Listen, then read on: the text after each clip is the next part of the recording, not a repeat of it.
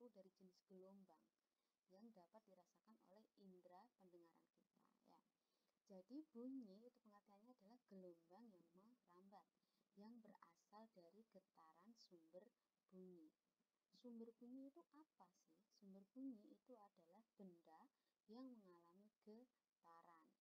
Nah, di situ dia akan menghasilkan yang namanya bunyi. Medium perambatan bunyi itu bisa berupa zat padat, cair, dan gas. Jadi, yang dimaksud dengan gelombang bunyi adalah gelombang longitudinal yang dapat merambat melalui zat perantara. Zat perantara tadi berupa zat padat, cair, dan gas. Di sini dapat diperhatikan contoh dari gelombang bunyi itu ketika ada sebuah garpu tala. Ya, garpu tala ini merupakan sumber bunyi. Nah, medium perambatannya itu adalah udara. Ketika kita menggerakkan salah satu sisi dari garpu tala itu, maka dia akan membunyikan satu sisi lainnya, sehingga dia akan bergetar dan mengeluarkan suatu gelombang yang dapat merambat, yang kita sebut sebagai bunyi. Ya kan? Jadi kita menggetarkan salah satu sisi garpu tala, kemudian yang kita getarkan tadi akan menggetarkan satu sisi garpu tala yang lain sehingga dia akan bergetar dan akan menimbulkan suatu bunyi. Itu contoh ya, contoh dari gelombang bunyi. Sekarang masuk ke syarat terjadinya bunyi ya, seperti yang disebutkan tadi pada slide sebelumnya, itu ada sumber bunyi yang bergetar, itu adalah syarat yang pertama.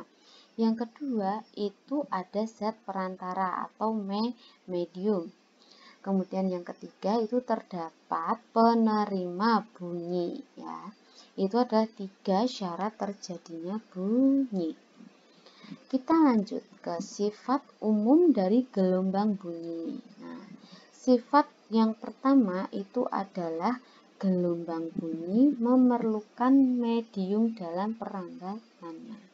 Jadi, bunyi itu tidak dapat merambat kalau tidak ada medium. Jadi, mediumnya tadi itu zat padat, cair, dan gas. Untuk sifat yang kedua itu gelombang bunyi mengalami pemantulan atau refleksi. Jadi maksudnya ketika bunyi itu dapat dipantulkan bunyi mengenai permukaan benda yang keras. Ya, jadi gelombang bunyi itu dapat dihasilkan dari refleksi itu tadi, dipantulkan mengenai permukaan benda yang keras seperti dinding, besi, kaca gitu ya. Contohnya seperti ini. Suara kita yang terdengar lebih keras di dalam gua akibat dari pemantulan bunyi yang mengenai dinding gua. Nah, itu contohnya gelombang bunyi itu mengalami pemantulan. Yang ketiga, gelombang bunyi mengalami pembiasan atau refraksi, yaitu pembelokan arah lintasan gelombang setelah melewati bidang batas antara dua medium yang berbeda. Itu maksud dari pembiasan atau refraksi. Contohnya seperti ini. Pada malam hari, bunyi petir itu akan terdengar lebih keras daripada siang hari karena adanya pembiasan gelombang bunyi. Yang keempat itu gelombang bunyi mengalami pelenturan atau difraksi ya. Itu difraksi peristiwa pelenturan gelombang bunyi ketika melewati suatu celah yang sempit. Contoh, kita dapat mendengar suara orang di ruangan berbeda dan tertutup karena bunyi melewati celah-celah sempit yang bisa dilewati oleh bunyi tersebut. Itu contohnya pelenturan atau difraksi. Jadi, gelombang bunyi itu akan melewati suatu celah kecil sehingga kita dapat mendengarkan suara lawan bicara kita itu lebih keras gitu ya. Yang terakhir itu ada interferensi. Jadi gelombang bunyi mengalami perpaduan. Jadi seperti cahaya ya, perpaduan cahaya itu. Jadi bunyi itu juga memerlukan dua sumber bunyi yang koheren sehingga dia dapat dipadukan atau mengalami perpaduan. Contohnya seperti ini. Dua pengeras suara yang dihubungkan pada sebuah generator sinyal. Ya, alat pembangkit frekuensi audio itu ya. Jadi dapat berfungsi sebagai dua sumber bunyi yang koheren. Ya, jadi sehingga dia dapat mengalami yang namanya perpaduan atau interferensi. Oke, saya harap di sifat-sifat umum dari gelombang bunyi ini dipahami ya. Kemudian kalau sudah paham itu akan hafal seperti biasa. Jadi kalau pemantulan itu refleksi, pembiasan refraksi, pelenturan difraksi, perpaduan interferensi. Ya, jadi untuk apa ini namanya ya, nama-nama ini ya, jadi harus dihafalkan ya. Kemudian kita akan masuk yang namanya frekuensi. Frekuensi bunyi. Apa sih frekuensi itu? Ya, frekuensi itu adalah banyaknya atau jumlah getaran per 1 sekennya. Jadi yang dihasilkan getarannya itu berapa per second itu kita namakan sebagai frekuensi. Nah, frekuensi bunyi yang bisa didengar oleh telinga manusia normal itu adalah antara 20 sampai 20.000 Hz. Ya, Hz. Hz itu adalah Hz. Nah, di sini seiring dengan bertambahnya usia itu dapat mengurangi keakuratan pendengaran kita ya. Jadi anak yang lebih muda itu akan mempunyai frekuensi pendengaran itu yang lebih bagus dibandingkan dengan yang sudah lanjut usia seperti itu. Nah, pada frekuensi bunyi ini kita akan mengenal ya yang namanya nada dan desis. Apa itu? Nada itu bunyi tunggal yang mempunyai frekuensi teratur. Jadi frekuensinya itu teratur. Besarnya sama, sepersekian detik itu sama, setiap waktu itu sama. Itu kita namakan sebagai nada. Sedangkan kalau desis itu adalah bunyi tunggal yang mempunyai frekuensi tidak teratur ya. Oke. Di frekuensi bunyi itu kita juga akan mengenal yang namanya lambda ya. Apa itu lambda? Lambda itu adalah panjang gelombang ya. Dapat dilihat di sini.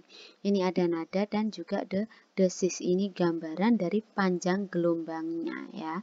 Nah, panjang gelombang itu adalah lambda. Itu satu lambda itu terdiri dari satu gunung dan satu lembah ya. Diingat, satu gunung dan satu lembah itu disebut sebagai satu lambda. Sehingga kalau pada nada ini ada berapa lambda? Bisa dihitung. Ada 1, 2,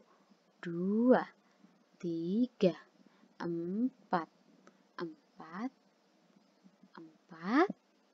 4 berapa ini?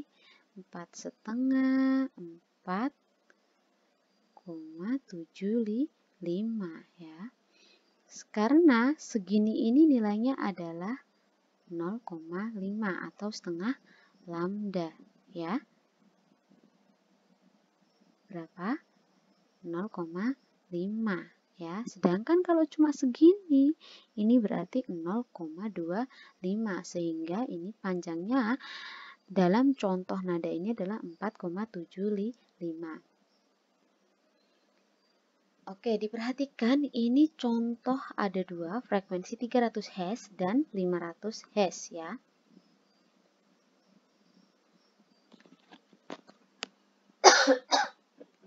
Maaf. Kalau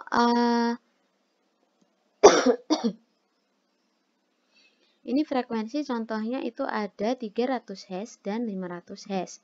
Kalau 300 Hz itu bunyinya seperti ini. Coba didengarkan ya.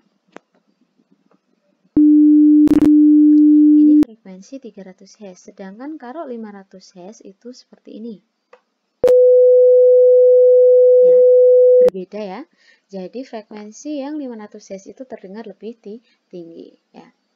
Jadi di sini dapat terlihat kalau nada itu frekuensinya teratur, sedangkan kalau dosis ini kan tidak teratur ya panjang gelombangnya. Ini seperti apa ya?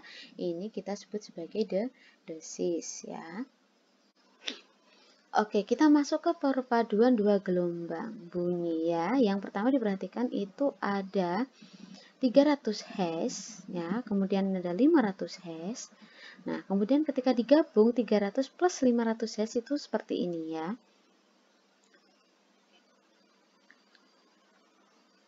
Oke, bisa diperhatikan.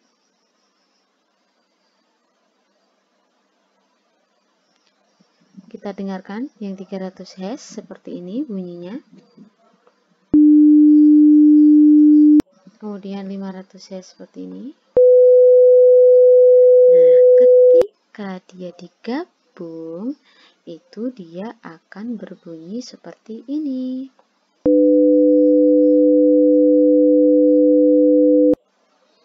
Ya, jelas perbedaannya ya. Oke, yang biru ini adalah perpaduannya ya. Perpaduan dari gelombang 300 Hz dan 500 Hz. Sekarang kita masuk ke bunyi berdasarkan frekuensi. Yaitu ada yang namanya infrasonik, sonik, dan ultrasonik. Dapat diperhatikan nanti di slide. Kalau infrasonik itu adalah frekuensi 0 sampai 16 Hz. Kalau sonik itu 16 Hz sampai 20.000 Hz. Sedangkan ultrasonik itu adalah frekuensi lebih dari 20.000 Hz. Itu nanti dapat dilihat di situ ada penjelasan lebih lengkapnya ya. Jadi bunyi kalau dikategorikan berdasarkan frekuensi itu ada 3 itu, infrasonik, sonik, dan ultrasonik. Sekarang masuk ke macam-macam bunyi. Ini ada nada, desiran, dan letupan. Ya, ini berdasarkan keteraturan dari frekuensinya.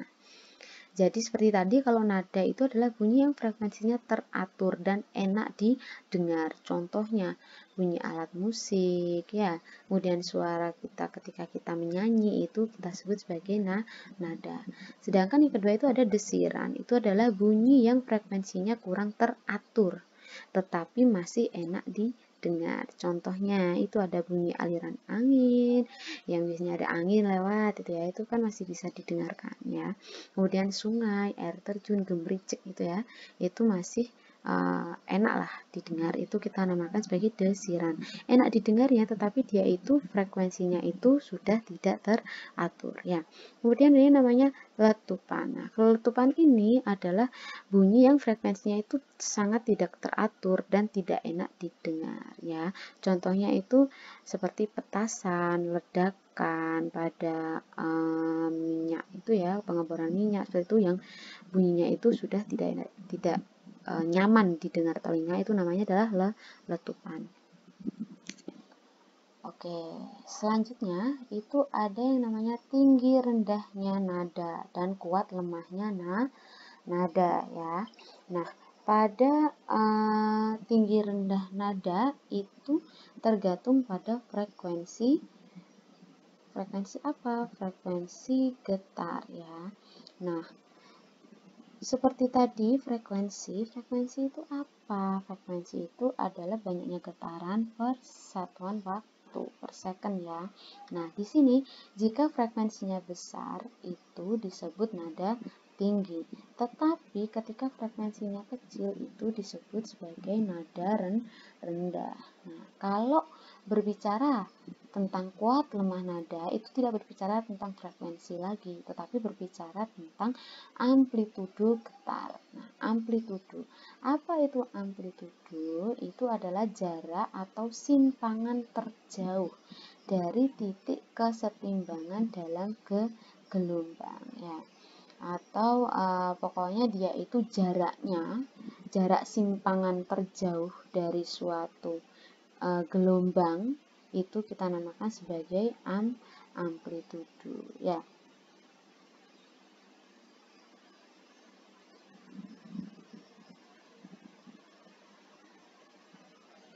Ketika amplitudo besar itu nadanya akan kuat, sedangkan kalau amplitudonya kecil itu nadanya dia akan melemah atau lemah ya. Jadi tinggi rendah nada itu tergantung frekuensi, sedangkan kuat lemahnya nada itu tergantung dari amplitudo.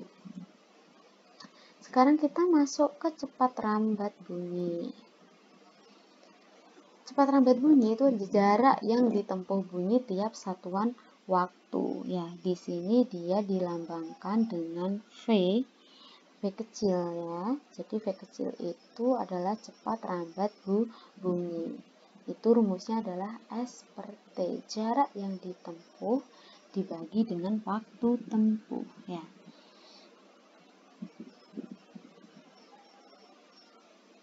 Kemudian ini cepat rambat bunyi ini itu dia dibedakan sesuai dia merambat ya, atau medium perambatannya ya.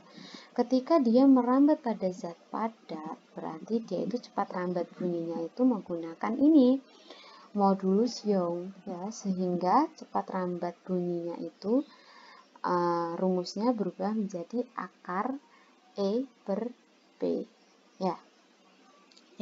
V sama dengan akar E per rho. Cepat rambat bunyi ketika dia merambat pada zat padat itu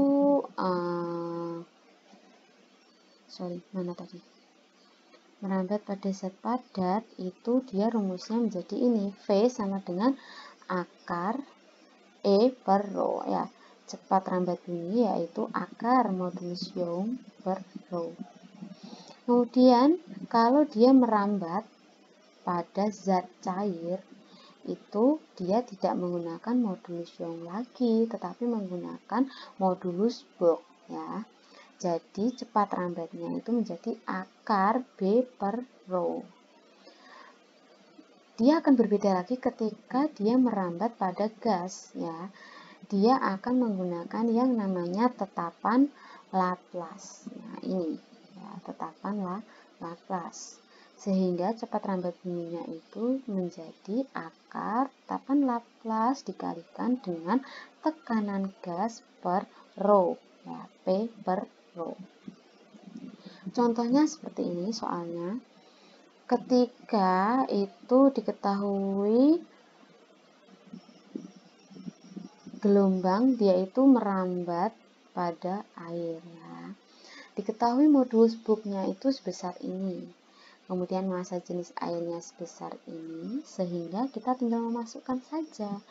V berarti akar 2,25 kali 10 pangkat 9 Newton per meter kuadrat dibagi dengan 1000 kg per meter kubik ya. Sehingga kecepatannya menjadi 1500 meter per second. Seperti itu adalah contohnya. Jadi kita akan membahas tentang rambatan gelombang pada sumber bunyi dawai dan pipa organa. Oke, bisa diperhatikan di sini ya. Dawai itu kita kenal biasanya itu adalah senar ya kalau pada gitar itu ya. Nah, di sini itu adalah dia mempunyai ketebalan dan bahan tertentu yang akan menghasilkan suatu bunyi kan ketika kita menggetarkan senar atau dawai tersebut. Nah, di sini pada dawai itu pola gelombang stasionernya itu dimulai dari nada dasar ya. Nada dasar ini akan didapat ketika dawai dipetik tepat pada tengah-tengahnya ya. Nah, frekuensi pada dawai ini itu kita dapatkan ketika dawai bergetar, tetapi kedua ujung dawai yang terikat ini tidak bebas bergerak ya. Nah, pada nada dasar ini akan terbentuk dua simpul dan satu perut. Ya. Di sini kita kenal sebagai lambda ya. Nah, L, apa itu L? L itu adalah panjang senar, panjang dawai. Itu kita kenal sebagai L ya. Nah, di sini dapat diperhatikan kalau nada dasarnya itu terlihat seperti gambar ini ya, itu adalah setengah panjang gelombang, setengah panjang gelombang ya. Sehingga L itu adalah setengah lambda 0 ya. Sehingga atau ketika kita mencari lambdanya itu adalah sebesar 2L. Nah, di sini itu akan kita dapatkan frekuensi dasar itu adalah F0 ya, itu V per lambda 0.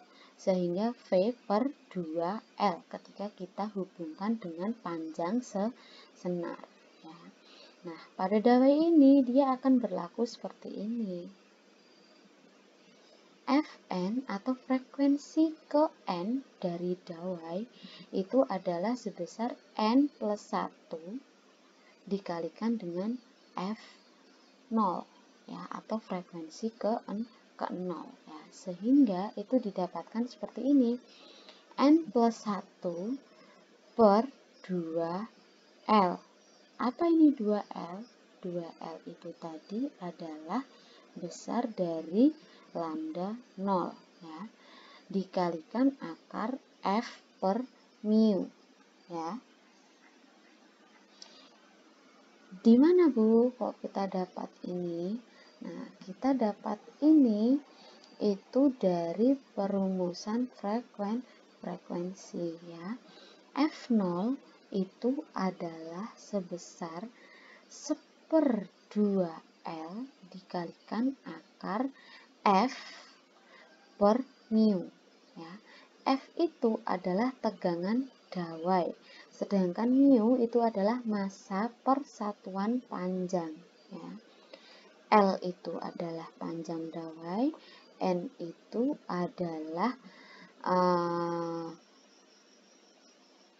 keberapa kita ingin mencari ya.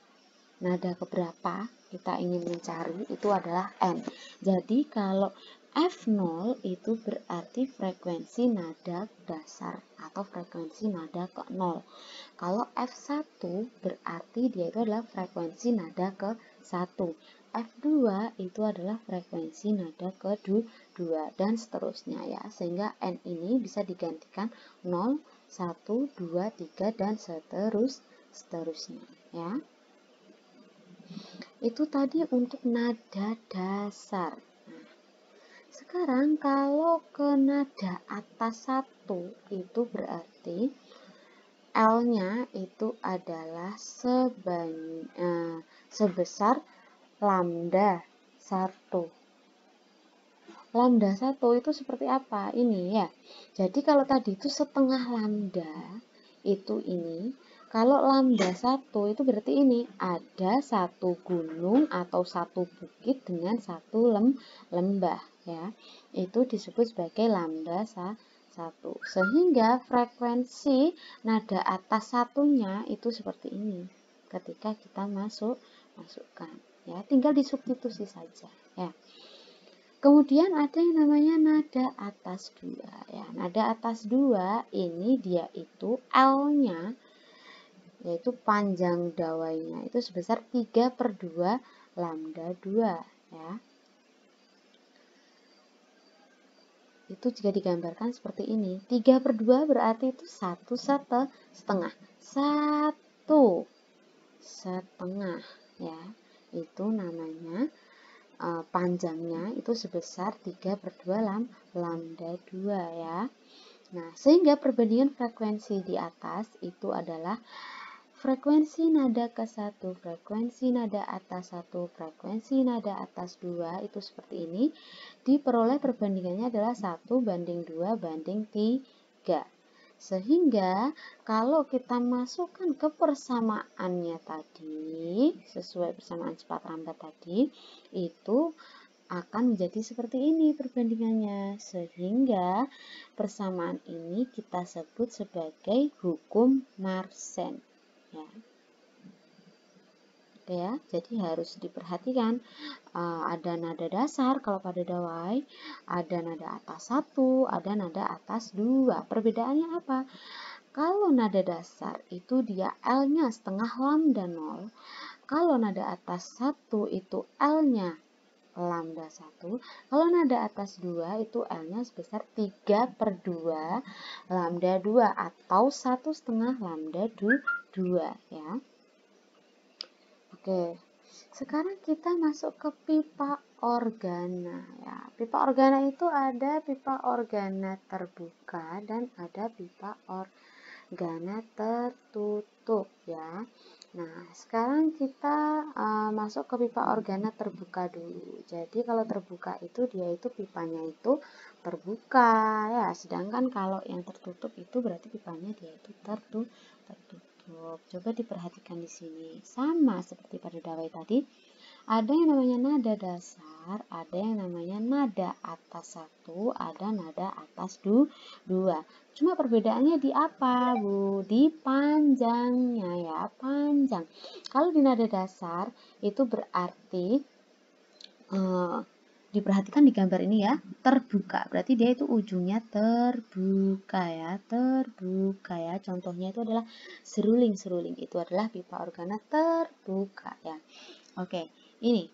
Jadi panjangnya itu L itu sebesar berapa, Bu? 1/4 lambda ya. Berapa? 1/4 lambda. Itu nada dasar pada pipa organa terbuka. Kalau pada nada atas 1 di pipa organa terbuka, L-nya itu sebesar lambda ya, lambda. Oke, apa sih Bu PSP ini? P itu adalah perut, S itu adalah simpul. Sama seperti ini, perut simpul ya, perut simpul ya. Nah, ini perut simpul ya, ini bedanya ya. Jadi yang perlu dihafalkan itu seperti ini. Kalau pada pipa organa terbuka nada dasarnya itu panjangnya adalah 1/4 lambda. Sedangkan kalau nada atas 1 itu berarti L atau panjang dari pipa organanya itu adalah sebesar lambda. Sehingga kalau kita tahu ininya L-nya berarti kita tahu besar frekuensinya. Berarti tinggal disubstitusi. Frekuensi V per A berarti kalau L-nya 1/4 A berarti frekuensi nada dasarnya itu adalah V per 2L. Seperti itu ya. Oke, kemudian ini kalau L-nya itu sebesar lambda berarti frekuensi nada atas satunya adalah V per L. Lanjut kalau kedua berarti L-nya itu adalah 3/2 lambda. Sehingga frekuensi untuk nada atas 2-nya adalah 3V per 2 lambda.